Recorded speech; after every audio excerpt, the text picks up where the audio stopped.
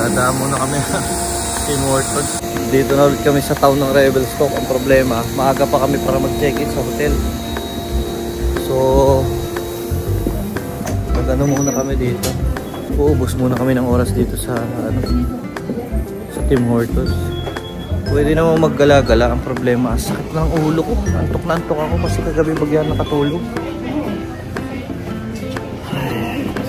Kaya ipapahinga na lang muna dito. Kanina nagpapalit na ako kay mami magmaneho kasi hindi na ako makapagmaneho, na antok na ako talaga.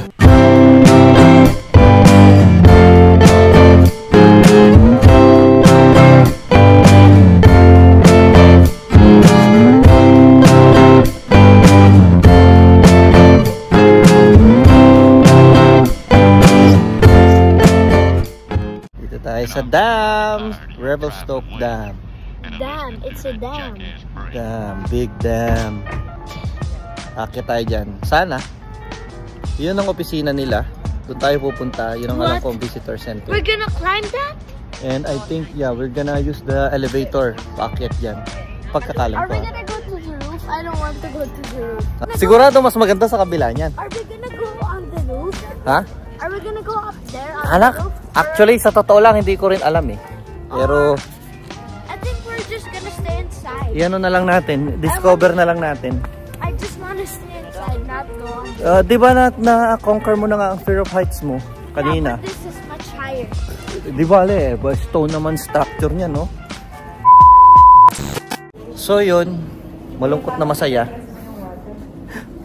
Masaya kasi libre.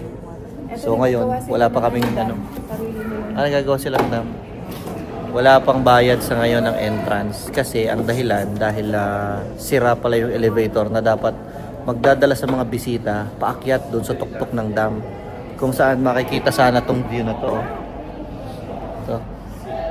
So hindi namin makikita tong view na to dahil hindi kami makakakit sa taas kasi sira pa daw ang elevator. So ang pwede lang namin i-tour ngayon ay itong second floor at saka yung pinaka lowest level. Parang basement to. So doon maraming exhibit. Ano ginagawa nyo, Dam?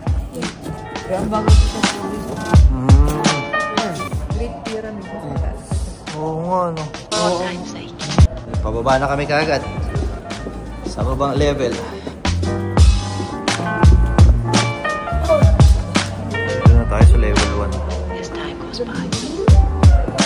1. 8 years na ginawa non-stop. Ito yung ginawa niya dati.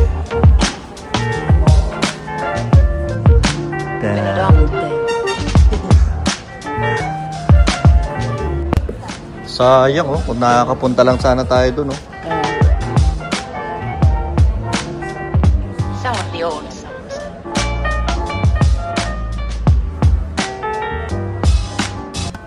It's a movie. Yeah, let's come here. Professor. Hey guys, sa tingin nyo mas magaling? Yung nag-imbento ng dam o yung nag-imbento ng generator?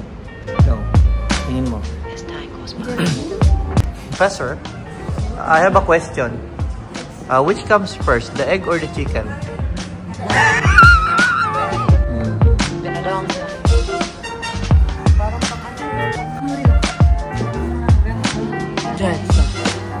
Ay, ito yung mas luma pa.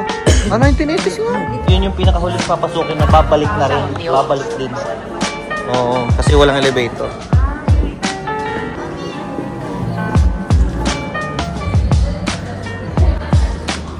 May mga bike pa dun. Ano ba? Gamit yata nila talaga yan. Ay, kuya, bagay ka dyan. Tanggal kamay. Ay. Yan. Ayun ang red button. Ito red button. Yun na. Nag-generate na ng ano. Nag-generate na ng power. Ayun. Then yung tubig, papasok doon, lalabas dito ngayon. Ito na, spillway na to. Yung papunta sa ilog, pababa sa ilog. Kuryente na. Ito na yung mag-generate ng kuryente. At the same time, reservoir. Yan na yung pondo ng tubig. Press it again. There you go. No? Galing, di ba? Electricity na yan. Yeah. Electricity is being conducted. Wala yan. Ito mo kuya, para sa inyo.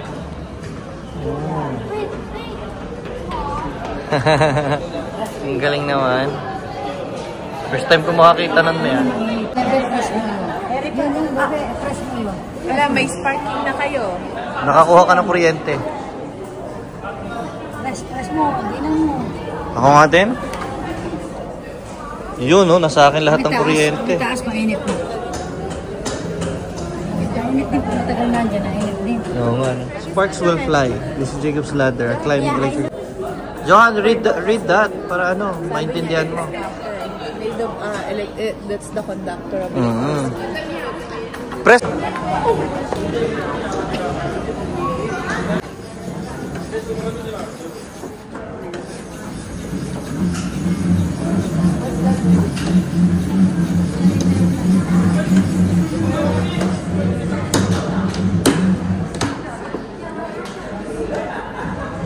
Anong ginagawa natin?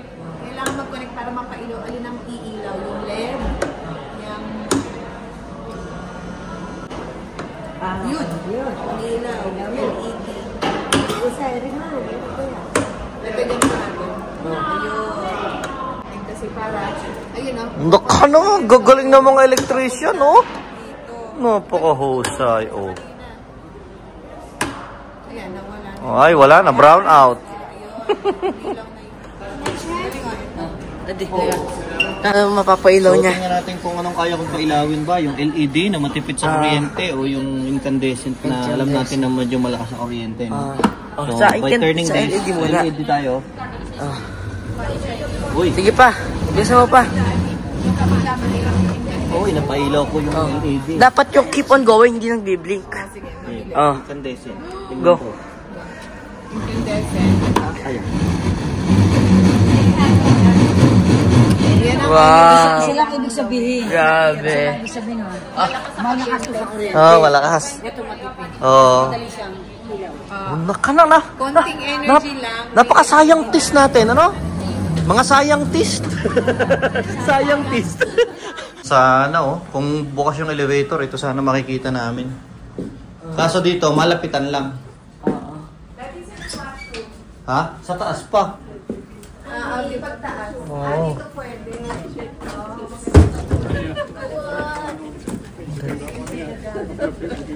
Yun, yun ang sayang. Di natin maakyat yun, Tok-tok.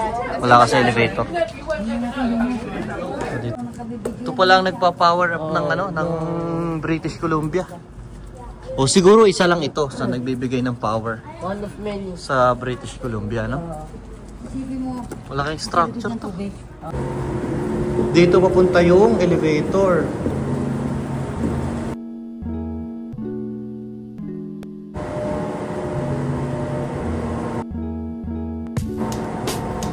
Dirty Kayaks Hike. Na kami sa aming tour dito sa Visitor Center sa Revelstoke Dam. At enjoy naman.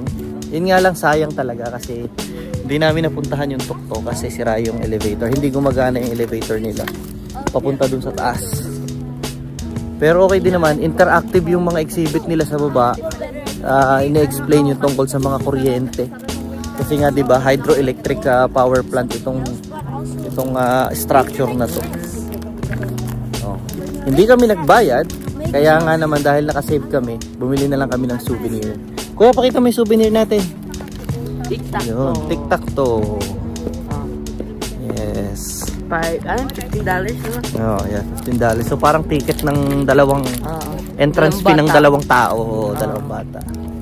Kasi kung gumagana yung elevator at nagsingil sila, 8 talaga ang entrance ng isang tao Yung 5 years old and under ay libre, tapos yung 6 years old hanggang adult ay ay $8. Then yung senior citizen $7. Ayun na. So papunta na kami sa aming tutuluyan nang makapagpahinga na. One eternity later. Dito na kami. Tatry na namin pumasok. Dito guys, walang tao, kakaiba. So meron lang silang sinend na code. At yun yung kailangan namin i-key in sa pinto. Sana gumana. Yay! Oy, legit! Legit bayad. Nakapasok kami, legit, bayad. Go inside. Ayun. Sobrang parang ano nga to eh. Nakaka-destined yata eh. Kaya ang coincidence, ang aming code ay ano, birthday mismo ng dalawang bata. Birthday? Why? Ang galing eh, no?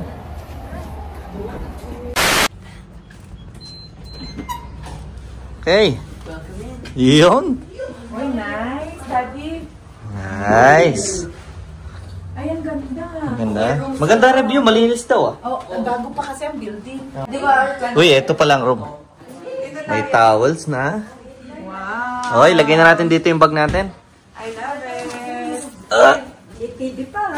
Ah. Muy TV sila, ba't tayo walang TV? Ay, naman lipat! Ayun, dalawa yan. Dito na, kami diyan. Ayan. Yung apat dito, kami ni Daddy doon. Honeymoon! Oo. Kayong apat. Doon kayo awa. Sige, amin yung iPad. Oo, sige, dito yung iPad. Kami na lang dito ni Ito ang Daddy. view. Ayun ang tren, nakikita ko. Uy, ang ganda ng view. Ayun ang tren, oh. Kayo na rin isa. Ayun. Nadaan yung tren. Uy, I like it. Ang ganda ng ano. Ganda. Yellow. Prinsipe nanonood na. Yellow. Mami, meron ang pinakamagandang view, oh. Ang ganda ng pan. Sabi sa inyo. Mami, ang ganda ng view, oh. Kawad na kuryente. Pero ayun ang bundok sa kabila. Aba, nag-YouTube na yung isa, oh. Oh. Ito, oh. Ang ganda ng couch. How do you brush it? Oo, yun yung Ay, wow. Ayan, oh. Yan. May bread toaster. Wala tayong ano, ah. Daddy, look. May bread ba tayo, Mi? Di bumili tayo. Bili tayong bread sa labas. Oh, yan.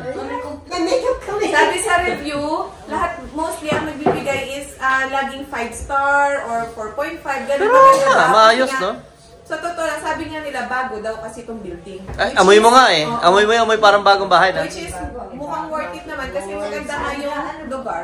Malaki. Oo, yung pinakaunang kaganda na yung rice cooker. Oo. Wala siya nga. May coffee. Tingnan niyo yung ano ko, yung apartment ko. Oh, I can live so happy.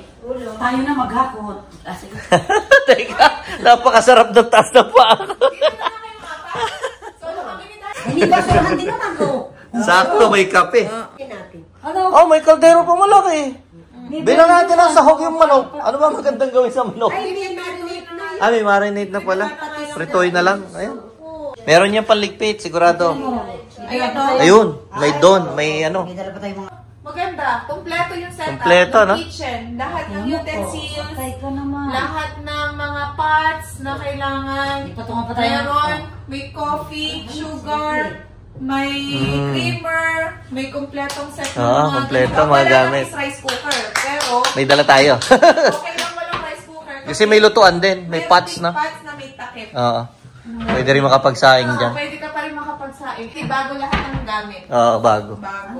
Kaya nga, kita mo nga bago. Oo, oh, nakakonect, nag-YouTube na eh. Ay, wow. Ganda ng washo, may lotion, Tono ko. may foaming soap, may sabon. Ay, kompleto. Ay, wow, oo, kompleto yung Mama, maganda oh. Mayroong hot wash, shampoo, conditioner, lahat. Nandiyan na puno. lahat, Oo. oh. Dito daw sila mama at si Ninang. Doon kami sa ano, At yung dalawang sa kabila. Kasi, lugi, yung kabilang room may ano, may TV. Oh, dahil. May TV. Solo kami. Ay, hindi, king yung isa, ito queen lang. Kaya nga silang apat nga kasya doon. Kukuhanin muna namin ibang mga gamit. Hahakot kami, hahakot.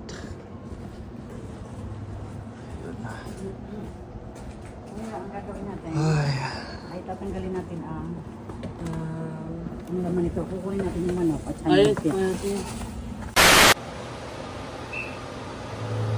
Tambayers. Halika na, labas na tayo. Tara na, lakad-lakad tayo sa town, no?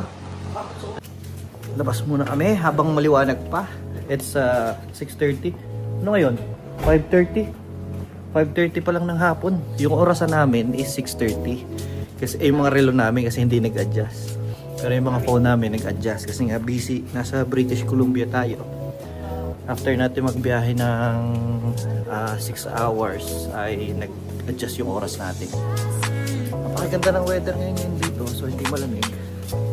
Kaya pwede tayo naka-t-shirt lang. Ngayon, chichikin namin ni Kuya yung hot tub. Kasi magka-hot tub daw kami mamaya. Sabi, it's open until 10 PM. Hindi siya swimming pool, kundi mga hot tub lang siya. Pero ox na din. Mahangin, kaya nag-sweater na din. Ayan. Dalawang ano lang pala yung hot tub. Kaya oh. Ayun o, may mga food cart.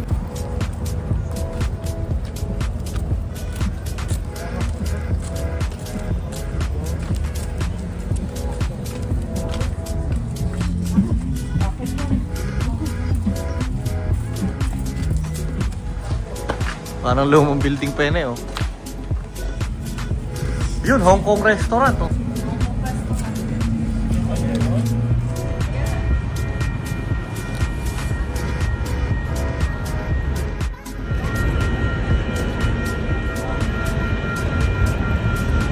Yeah.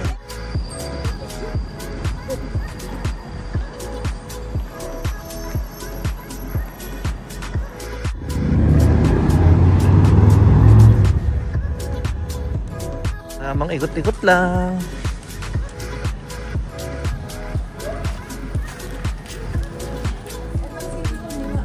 City Hall. Nakita kaming nakalalamang Pinoy store. Kasi ang pangalan ng shop niya ay Puso Pinoy Asian Market Convenience Store. Yan o.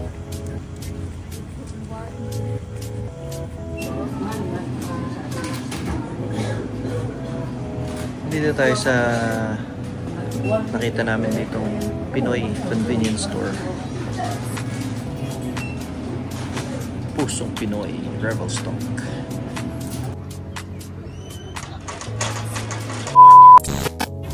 Sa ilang minuto, naikot na namin ang town. Nakita namin yung munisipyo nila. Mami, siguro dito ang lamig hindi nakagaya ng sa atin. Mainit na dito. A few moments later. Hot tub muna kami. Yun ah. Ay kuya. Tubog na na. Ako. May magkarami pa. Mamaya magkarami pa. Solo-solo na natin to. Na, hawak kayo dyan. Hawak. Hawak ka, madula. Hawak. Ayan, Bini, upo kayo dyan.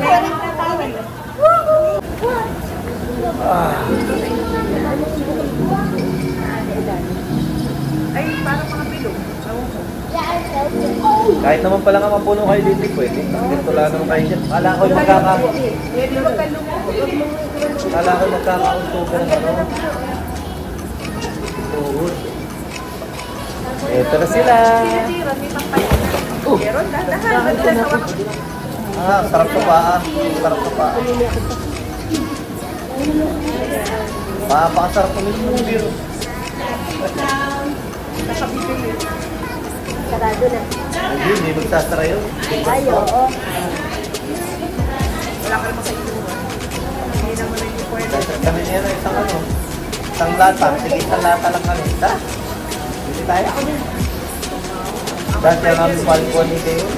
Batap na Deo. Kaya hindi ka ba ako? Nakakamiss din ang maluwang yun. Oo, nalagyan. Sliding pa ang aming. Yan, good morning guys. Getting ready na to check out today. It's Sunday na dito at nandito pa rin kami sa Revelstock. At nandito pa rin kami sa aming tinuluyan dito. Sa Base Camp Suites. Dito sa gitna ng town mismo. At so far, sobrang okay. Ang sarap ng tulog. Okay naman tong place na to. No? Pwede nyong itry. Kakaiba dito, walang tao dito na walang attendant, walang receptionist, wala. No? Ang lahat ay through email lang talaga nangyayari. Tsaka pwede rin tawagan, ganyan. So magre-ready na kami kasi today, pabalik na kami ng Calgary. Pero going back siguro dadaan kami sa Golden. At hindi ko alam kung mabibisita mo namin yung mga attractions doon. Depende kung sisipagin. No. So yun, samahan nyo kami sa aming biyahe pabalik ng Calgary. Nakapag-ano na sila. Nakapag-ayos na sila. Ready na yung mga gamit. Eto, dito kami natulog kagabi. And so far, sobrang okay naman. Yeah. Sulit Ganda naman. ang ganda ng ng mga rooms at saka ng Oo, malinis, ng mabango. feature. Ay, bago pa. Tuntua kayo mga bata eh. Enjoy. Pagdating, diretso sa couch, nanonood na kagad ng YouTube eh. Netflix, Enjoy. ganyan. So yun. Sige na, nagre-ready na kami. At palis na rin kami. Meron pa kami isang araw ng bakasyon bukas. At baka pagpahinga naman sa bahay, sa Calgary. Ubali lang dyan, nakapark yung sasakyan namin. At kami ay getting ready na para umalis. Naka-short na lang tayo ngayon. Diba? Kaya nga lang medyo maulan, yan ang problema namin. Kagabi sinubukan din namin lumabas ng siguro mga alas 9 ng gabi. And ano pa yun, after pa ng ulan. Pero alam nyo, talagang ibang-iba nga dito sa British Columbia. Kasi wala na talagang kalamig-lamig. Kung tutuusin, umuulan pa. So usually pagka ganun is mas malamig. Pero kagabi, wala. Tsaka ngayon, hindi. Maganda talaga yung, yung weather dito. Okay naman talaga manirahan dito sa British Columbia. Yun nga lang talaga. Medyo mas mataas lahat ng bilihin dito kasi mataas nga yung cost of living nila. Pero kung hindi yon, panalong-panalo dito. Dito naman sa Revelstoke, parang small town vibes pa talaga, no? Kagahapon naglakad-lakad kami, and napansin nyo, kukunti yung mga tao sa daan. Napansin ko lang kagabi dahil nandito kami yung tinuluyan namin sa center ng town. Kagabi, napapaligiran kami ng mga pub. Papaligiran kami ng mga lugar na buhay paggabi. So, usually hindi ka naman nalalabas talaga paggabi. Kumbaga, stay ka na lang sa tuluyan, di ba? Narinig namin yung mga kabataan nang maingay sila sa kalsada. Kasi nga siguro, mga lasing, ganyan. 2,000 years later. Morning. Dumaan kami ng Golden Sky Bridge, kaya lang babayad ka na kagad ng ticket. Bali makakapagpa-picture lang kami dun sa sa yung upuang malaki. Pero hindi naman din kami papasok. Wala naman din kami talagang balak pumasok dun sa or tumawid dun sa bridge kasi nga mahal. Sabi ko next time na lang pag may budget, saka na lang dun. Kaya sayang naman ang daan namin dito sa Golden kung kakain lang kami dito ng tanghalian. Kaya sabi namin, punta tayo sa ibang spot, yung libre. Dito kami napadpad. Pumunta kami sa tabi. Pumunta kami sa Kicking Horse Pedestrian Bridge. Yan.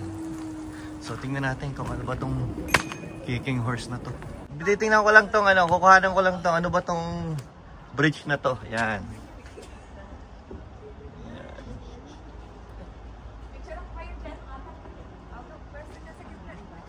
Yan. So ayan, magpipicture lang kami dyan talaga. Ang ganda ng ilog, oh. Yun, oh. Ang ganda kasi to, Mami. Ano nga ba to? Pinakamahabang purong kahoy na oo, na tulay. Yan, oh. Napakatibay. Hindi humuhuna ang ganitong bridge.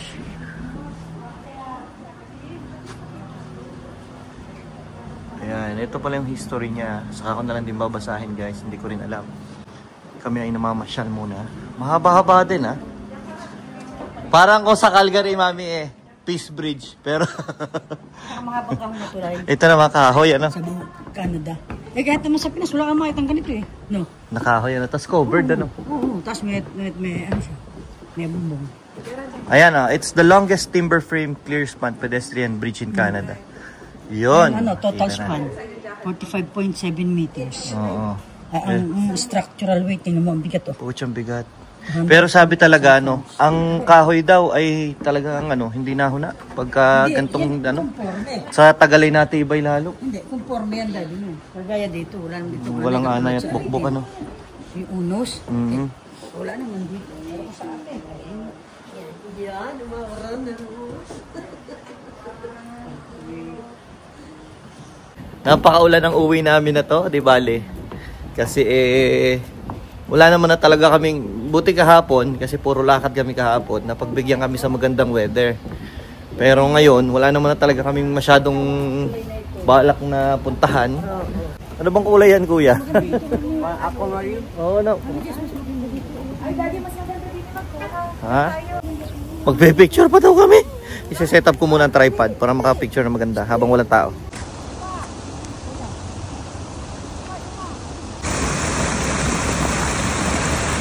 Galaw kayo, galaw.